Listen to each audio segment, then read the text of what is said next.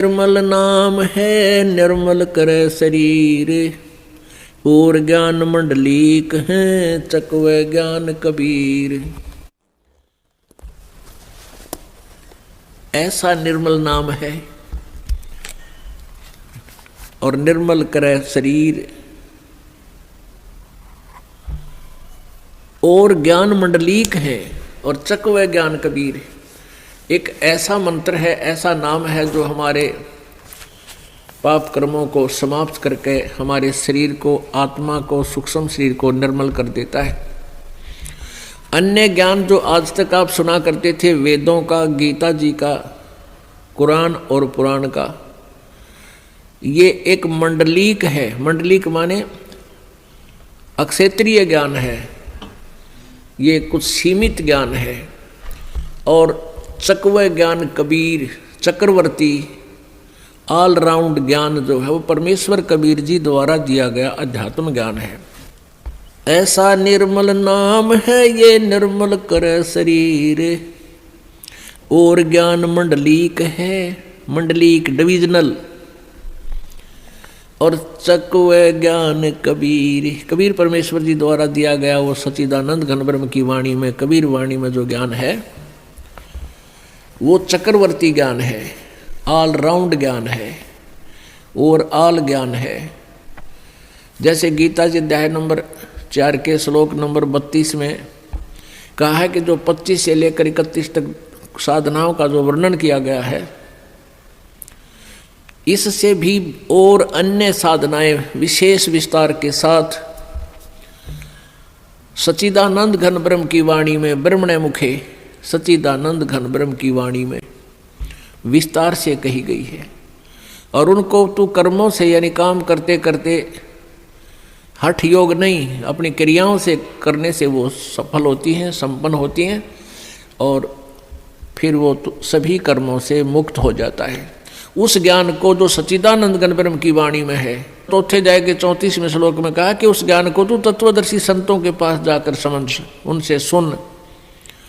इससे सिद्ध है कि गीता जी का ज्ञान भी डिविजनल है, मंडलीक है, ओवरऑल ज्ञान नहीं है, कंप्लीट नॉलेज नहीं है। इसी प्रकार यजुर्वेद अध्याय नंबर 40 के श्लोक नंबर 10 से लेकर 13 तक तत्वदर्शी संत से ही जानकारी प्राप्त करने के लिए कहा गया है कि वही कंप्लीट नॉलेज आपको बताएगा। इससे सीधा है कि वेदों का ज्ञान भी इनकम्प्लीट है, डिविजनल है, ये ऑल राउंड नहीं है।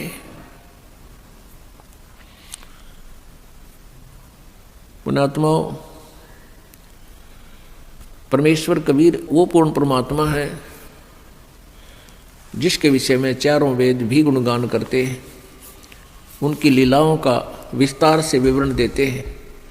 परमेश्वर जी ने 600 वर्ष पहले अपनी प्यारी आत्मा धर्मदास जी से कहा था कि वेद मेरा भेद है, पर मैं ना वेदन के माही, और जौन वेद से मैं मिलूँ ये वेद जानते नहीं। मैं इन चारों वेदों में नहीं हूँ, अर्थात मुझे पाने की विधि इन चारों वेदों में नहीं है। और जिस वेद से मैं मिलूँ उस चक्रवर्ती ज्ञान से, वो वेद जानते नहीं। वेदों में भी लास्ट में ये लिख दिया जाता है नेति नेति नेति। नेति का अर्थ है न इति न इति न इति।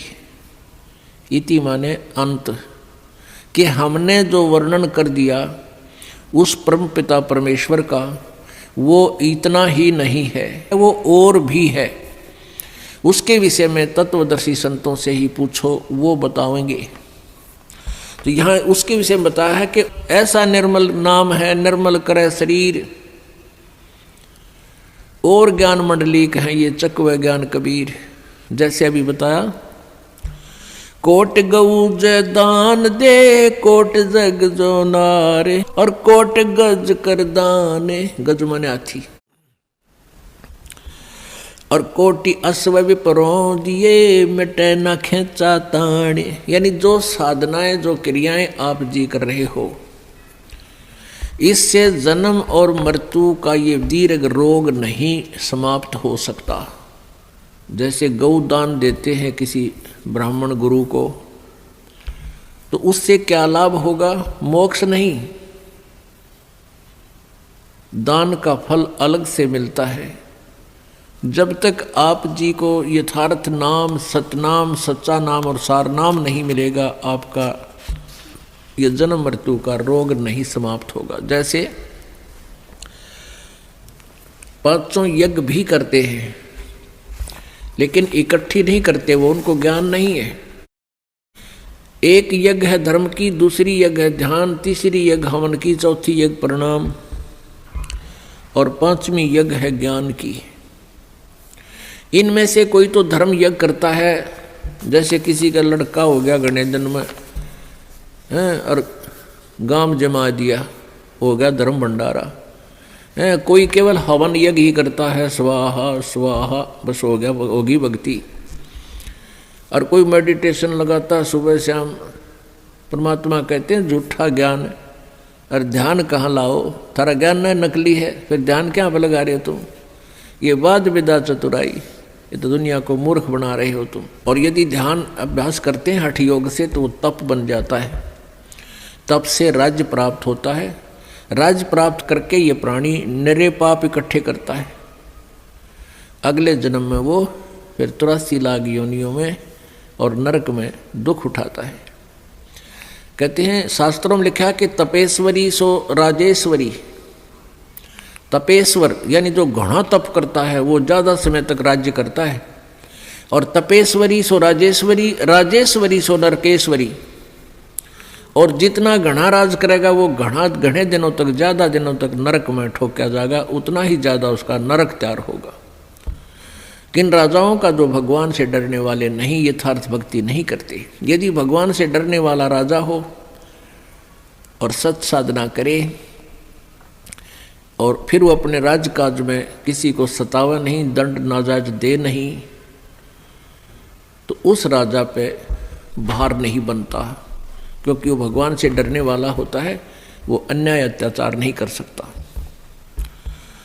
तो क्या बताते हैं? तपेश्वरी सो राजेश्वरी।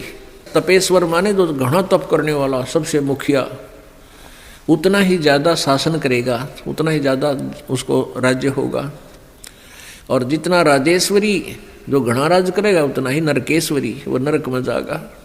प्रियव्रत नाम का एक व्यक्ति था, उसने बहुत वर्षों तक तप किया, हजारों वर्षों तक।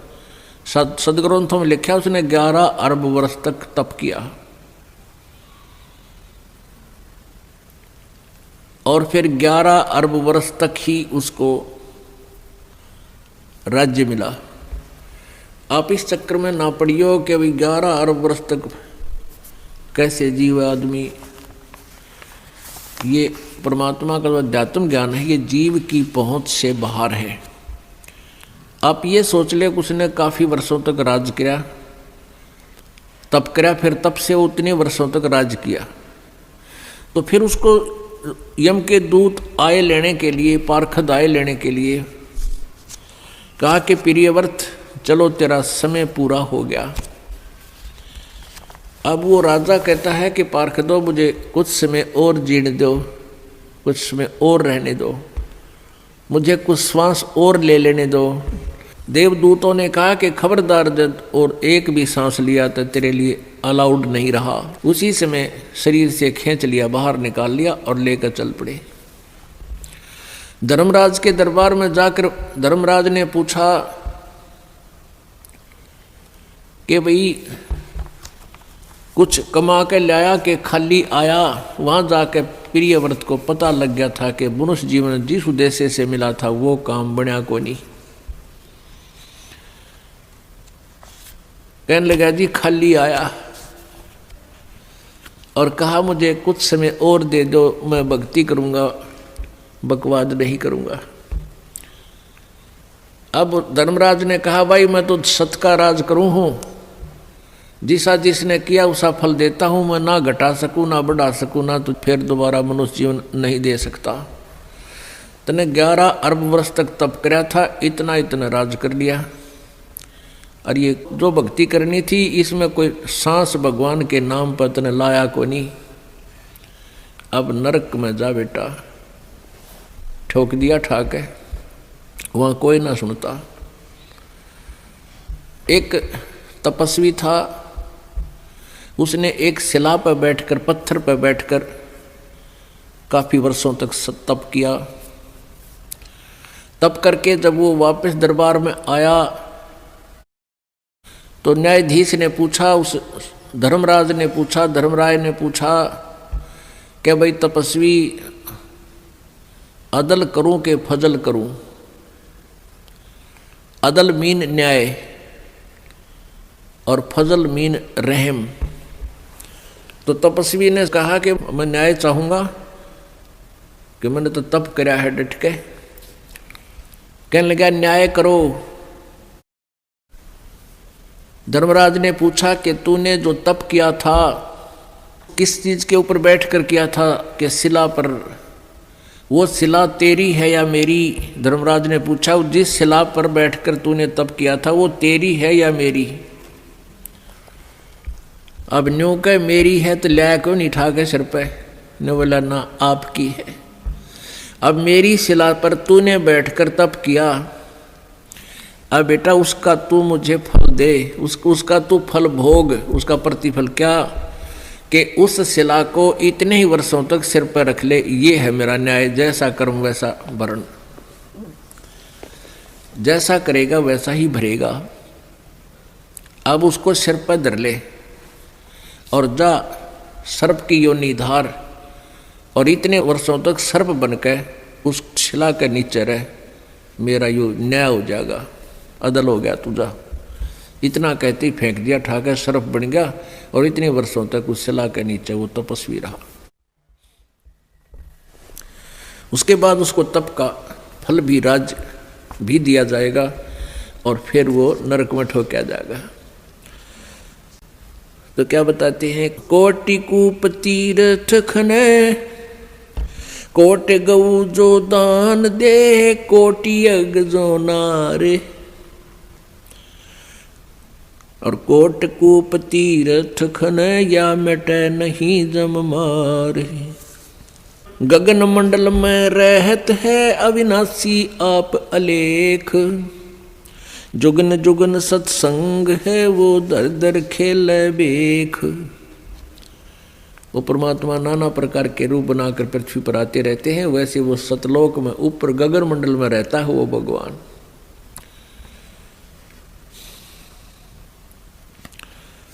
और यही वेद बताते हैं। ऋग्वेद मंडल नंबर 9 सूक्त नंबर 86 मंत्र नंबर 26 और 27 में, ऋग्वेद के ही मंडल नंबर 9 सूक्त नंबर 1, 2, 3 और मंडल नंबर 20 मंत्र 1, मंडल नंबर 9 सूक्त नंबर 96 के 16 से 20 में यह स्पष्ट किया हुआ है कि वो पूर्ण परमात्मा कबीर देव सतलोक में रहता है, एक तीसरे धाम में विराजमान है, वहाँ रहता है। वहाँ से गति करके नीचे आता है, अपनी प्यारी आत्माओं को ज्ञान देने के उद्देश्य से वहाँ प्रकट होता है, उनको प्राप्त होता है, फिर ज्ञान बताता है।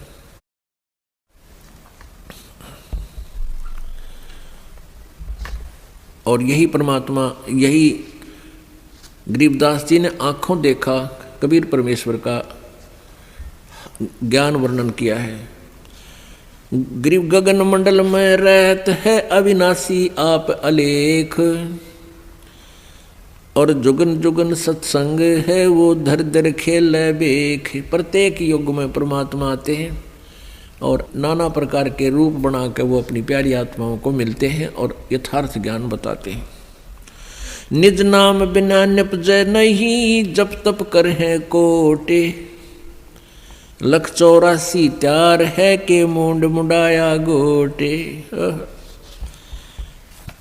ये कई प्रकार के ऋषि सिर भी मुंडवा लेते हैं, दाढ़ी मूछ भी खूब मुंडवा कर नौकती कोरा कचकोला कटवा लेते हैं।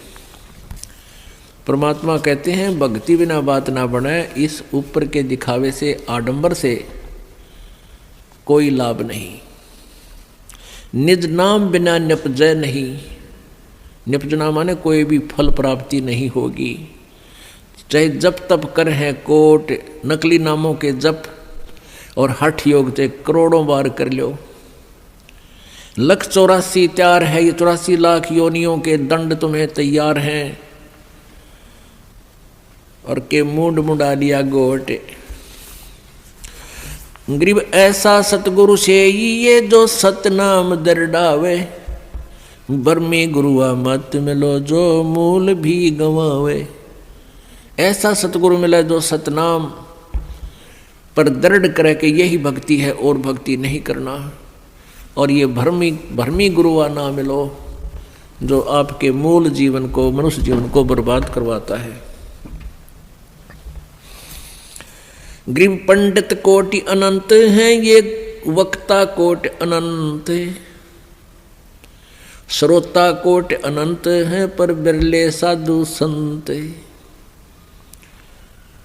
परमात्मा कहते हैं कि संस्कृत के जानने वाले पंडित विद्वान बहुत मिल जाएंगे और लतीफेदार कथा सुनाने वाले वक्ता भी बहुत मिल जाएंगे। उनके पास श्रोताओं भी लाखों की संख्या में मिल जाएंगे, लेकिन बिरले साधु संत जो सत साधना करते हैं वो साधु कहलाते हैं। कहते हैं वो बहुत कम मिलेंगे, बिरला ही पाओगा कोई जिसको सत्य ज्ञान हो। जिन मिलते हैं सुख उपजय और मिटते कोटि उपादे, भवन चतुर्दश ढूंढियो वो परम स्नेही साधे। राम सरीखे साधु हैं, ये साध सरीखे राम, सतगुरु को सजदा करूं जिन दिन्या निज नाम। कहते हैं संत तो बहुत हैं और छोटी मोटी सिद्धि शक्ति दिखा करके आप जी को वो प्रभावित भी कर लेंगे, आप जी उनको भगवान भी मान लोगे। लेकिन कहते हैं सतगुरु के सिजदा करूं, सतगुरु के सिजदा करूं, ओह जिन दीन्हा निज नाम। कहते वो बलिहारी हूँ उस गुरुदेव पर जिसने यथार्थ मंत्र हमें दे दिया, बाकी छोटी मोटी राहत से हमें हमारा काम नहीं चले। जैसे परमेश्वर से परिचित होने के उपरांत आदरणीय दादू साहिब जी ने कहा था, और संत सब कूप हैं केते दरिता नीर, दादू अगम अपारे है वो दरिया सत कबीर। कहते हैं कुछ एक तो संत ऐसे समझो जैसे कुआं हो, थोड़ी सी राहत मिल गई लेकिन कुएं से सिंचाई भी नहीं हो सकती। और कहते दरिता नीर, और अच्छे कोई संत साधु भक्ति के से सिद्धि युक्त है, वो ऐसे समझ लो जैसे कोई छोटा मोटा झरना को थोड़े बहुत अक्षेत्र को सिंचाई कर सकता है। लेकिन दादू अगम अपार है वो दरिया सत कबीर। और दरिया का इतना जल होता है कि बहुत कितने क्षेत्र ने सिंचाई कर ले फिर भी पानी जल समाप्त ना हो, अर्थात पूरा लाभ पूर्ण परमात्मा ही देता है। तो ऐसे ही यहाँ बताया है, राम सरीखे साध हैं, ये साध सरीखे राम। जैसे तुम तीनों देवताओं को श्री ब्रह्मा विष्णु महेश को भगवान मानते हो, कहते इनसे भी थोड़ी बहुत राहत मिल जाती है, लेकिन जब तक निज नाम यथार्थ मंत्र सतभक्ति नहीं मिलेगी। सतगुर के सिजदा करूं जिन दिन निज नाम, बिन भक्ति क्या होते हैं दरु को पूछो जाई, सवा शेर अन पावते अटल राज दिया ताही। अब भक्ति से कहते हैं आपको जय तुझे राजपाट कुछ चाहिए, हमरा इधर ले ध्यान। जैसे दोरू जी और उसकी माता जी को अलग से एक मकान में रखा जाता था और तोल के सवा शेर अन्न दिया जाता था दोनों माँ बेटों को। फिर दोरू ने अपनी माँ से प्रश्न किया कि माँ ये मेरे पिताजी को राज किसने दिया है, क्योंकि उसकी मौसी जी ने, दोरू की मौसी ने दोरू जी को उसके पिताजी के गोडों से, जो उनमें बैठा था उनके गोद में, गोद से छीनकर बाहर फेंक दिया था, लात मार दी थी कि तू यहाँ नहीं बैठ सकता। तो रोता हुआ अपनी माँ के पास आया और कहा, माँ ऐसे ऐसे मेरी मौसी ने मेरे साथ ऐसा किया। माँ ने कहा बेटा उनका राज है, हमारा राज है नहीं। तो उसने पूछा माँ राज किसने दिया है मेरे पिताजी को? माँ ने कहा बेटा भगवान ने की लीला है, वही देता है सबको। उसी दिन से घर त्याग कर चल पड़ा कि मैं राज मांगूंगा भगवान से। भक्ति की तो मालिक ने उसको राज दे दिया। कुछ दिनों के बाद उसका मौसी वाला भाई मार दिया किसी शत्रुओं ने, और वो राज्य फिर ध्रुव को प्राप्त हुआ। तो परमात्मा कहते हैं बिन भक्ति क्या होत है, ध्रुव को पूछो जाई, सवा शेर अन पावते, अटल राज दिया ताही। भक्ति करने से अटल राज दे दिया, नहीं तो सवा शेर अन्न तोल कर मिला करता फिर ठाठ कर दिए। इस भक्ति के कारण कहते हैं मालिक ही सब कुछ दे सकता है, पूरी श्रद्धा के साथ साधना करो। लेकिन हमने अब ये ज्ञान हो गया कि हमने यो राज तो मांगना है को नहीं, आग लगाई से राज के जिसने फिर नरक में जाना हो। परमात्मा कहते हैं तीन लोक का राज जय जीव को कोई दे, लाख बधाई क्या करे जय नहीं सतनाम से ने। यदि जिसके पास सतनाम नहीं है, चाहे उसको तीन लोक का भी राज मिले, कहते के बधाई गावा ही तो नरक की तैयारी कर ली।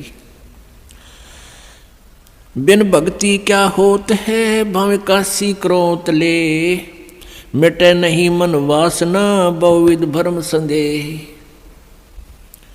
भक्ति बिना क्या होत है, ये भ्रम रहा संसार, रति कंचन पाया नहीं रावण चलती बारे। ओह, परमात्मा कहते हैं बंदी छोड़ कबीर जी, और उन्हीं से प्राप्त ज्ञान को गरीबदास जी बता रहे हैं कि भक्ति बिना क्या होता है, यो भटक रहा संसार। और रति कंचन 1 ग्राम सोना भी नहीं प्राप्त हुआ, रावण चलती बार। सर्व सोने की लंका थी वह रावण से रणधीरम, एक पलक में राज बिराजी जम के पड़े जंजीरम। सारी सोने की लंका बना रखा था, महल सोने की, जैसे हम गारा की ईंट बनाते हैं ऐसे सोने की ईंटें बना बना कर उसने महल बना रखे थे। ओए होए, लेकिन सत भक्ति की नहीं। भक्ति तो की उसने, तमोगुण भगवान शिव की, लेकिन पूर्ण परमात्मा की परम अक्षर ब्रह्म की साधना नहीं की। उसके विषय में कह रहे हैं कि सत भक्ति बिना क्या होता है, ये भ्रम रहा संसार। और रति कंचन, रति माने 100 ग्राम भी, रति कंचन, कंचन मीन सोना श्रवण गोल्ड, रति कंचन पाया नहीं रावण चलती बार। जाते समय 1 ग्राम भी सोना लेकर नहीं गया और फिर नरक में ठोका गया। गरीब धना भगत की धुन लगी, बीज दिया जिंदा ने, सूखा खेत हरा हुआ काकर बोई जाने। अपने आत्मा परमात्मा से जो अनहोनी होती हैं और हुई हैं, अब भी हो रही हैं, ये उन्हीं को होती हैं जो सत भक्ति करते हैं, परम संत की शरण में रहते हैं और सच्ची लगन से साधना करते हैं।